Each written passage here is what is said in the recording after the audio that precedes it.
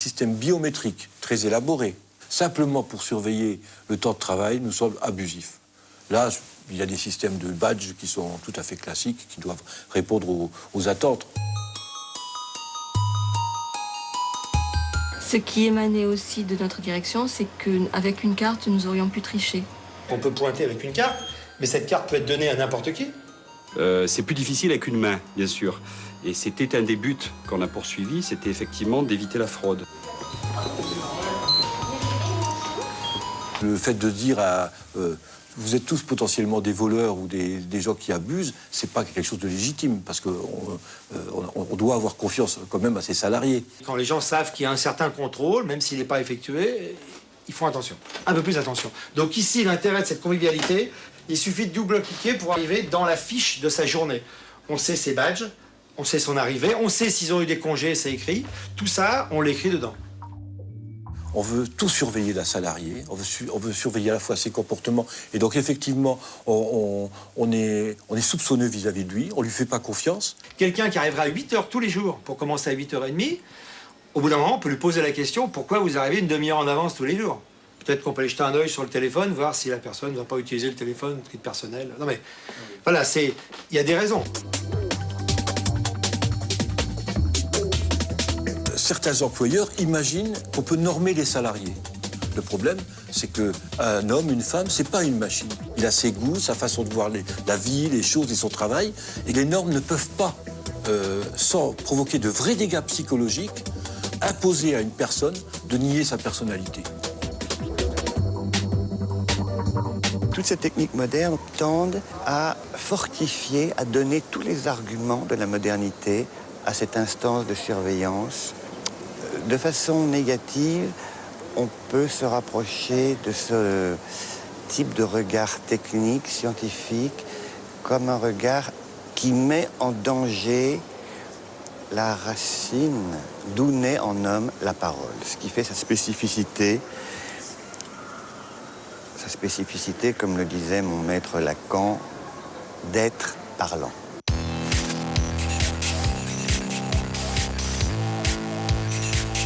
Genetics. What can it mean? The ability to perfect the physical and mental characteristics of every unborn child. Il y a un premier danger lié à la biométrie, c'est que les éléments biométriques ne sont pas révocables. C'est-à-dire en sécurité informatique, on ne peut pas changer d'empreinte digitale ou changer d'empreinte rétinienne comme on peut changer un mot de passe. 3, 2, 1... Too bad, you gotta die. Le fait qu'on parle beaucoup de police technique et scientifique, de criminalistique dans les films, dans les séries, etc., donne des idées aux délinquants. Pour faire une empreinte digitale, on a besoin du couvercle d'une bouteille en plastique, de la colle ultra forte, une caméra numérique, ainsi que de la colle pour le bois et une colle spéciale qui n'abîme pas la peau.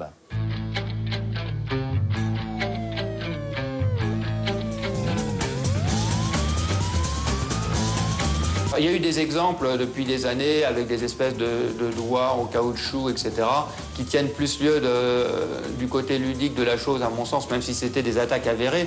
Les systèmes biométriques ont évolué par rapport à ces menaces qui vont arriver et que l'on ne connaît pas aujourd'hui. In the not too distant future, our DNA will determine everything about us. A minute drop of blood, saliva, or a single hair determines where you can work, what you're capable of achieving. L'ADN, il faudrait qu'on puisse le comparer rapidement, en quelques dixièmes de seconde.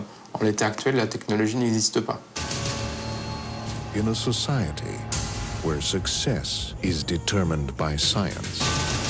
Mais on peut très bien imaginer qu'avec des puces ADN conçues pour ça, on fasse ce genre de mesures biométriques.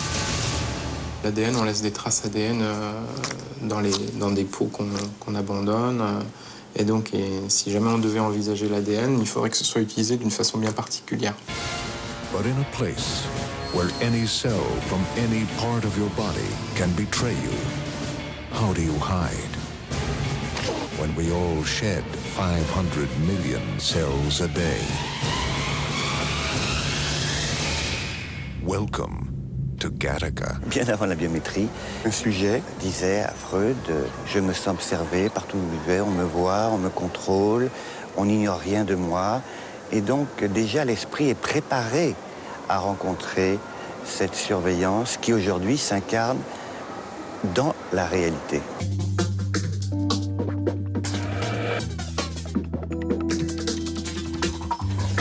Le passeport électronique répond effectivement à une exigence de sécurité, ou en tout cas à la mise en place de normes de sécurité pour réduire les risques de falsification ou rendre plus difficile, voire impossible, une contrefaçon. Les éléments qui ont été intégrés, ce sont bien sûr des éléments de sécurité physique, mais c'est aussi la puce électronique qui est désormais intégrée dans la couverture du passeport. La spécificité des photos que nous exigeons désormais pour la fabrication des passeports répondent à une norme de l'aviation civile internationale et qui exige à la fois des dimensions mais également des attitudes pour permettre à terme que ces photos puissent être utilisées dans les techniques de reconnaissance faciale. Après le 11 septembre et puis les attentats de Madrid, c'est un besoin totalement régalien de protéger les citoyens français par rapport à des attentats terrorisme. Et dans la sécurité, il est évident que les techniques nouvelles électroniques ou de biométrie font partie de l'arsenal pour améliorer encore la lutte antiterroriste mise en œuvre dans un pays comme la France et surtout comme l'Europe. Il faut lutter contre les délinquants, mais en revanche, la sécurisation totale, c'est un leurre, et c'est un leurre dangereux et très dangereux pour les libertés, pour la vie privée, pour la liberté d'expression, etc. Big Brother, c'est tout le monde et personne. C'est-à-dire le Big Brother, en réalité, c'est une espèce de grand développement technologique que l'on met dans des usages qui peuvent être de toute nature, sous l'égide des exécutifs et des législatifs. Le marché électronique dans son ensemble croît de l'ordre de 7% par an dans le monde. Ça intègre tous les besoins des télécommunications, de l'informatique, de l'automobile. La sécurité, le marché de la sécurité doit augmenter plus fort que ça, et on peut estimer entre 10 et 20% par an. Nous avons une espèce de patrimoine commun tous ensemble, qui est forgé comment? Eh bien, par notre identité à tous, par nos droits fondamentaux à la protection des données inhérentes à notre personne. Eh bien, c'est un capital global, humain, qu'on doit tous ensemble protéger. Quand les technologies dont nous parlons seront allées trop loin et qu'elles auront entamé ce capital, on ne pourra plus le reconstituer.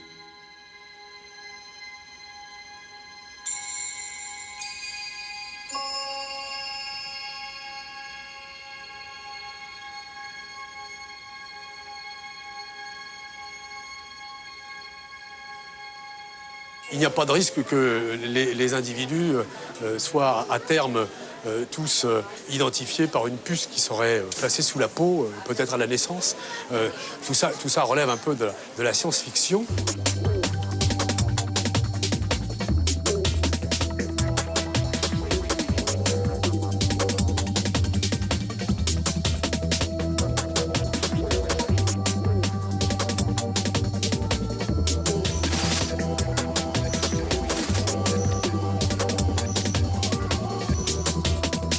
RFID, c'est en anglais, c'est Radio Frequency Identification, donc identification par radiofréquence. Un tag RFID est constitué de deux éléments, une puce et une antenne. Ces deux éléments vont être connectés ensemble et c'est ce qu'on va appeler l'étiquette électronique ou le tag RFID. À partir de là, on va avoir un système émetteur ou récepteur qui va s'appeler la station de lecture, qui va permettre de communiquer avec cette étiquette. Et on aura à ce moment-là un transfert d'informations qui va se faire entre l'étiquette RFID et la station de lecture. Les informations qui sont dans la puce sont un petit peu celles que va vouloir l'utilisateur ou le client final. On va vraiment rentrer les informations qui sont propres au produit et qui vont pouvoir éventuellement dans le temps évoluer. Donc ce sera vraiment le passeport du produit. On peut cacher les étiquettes RFID en les cousant dans la couture d'un vêtement. Elles peuvent aussi être dissimulées entre les couches de ce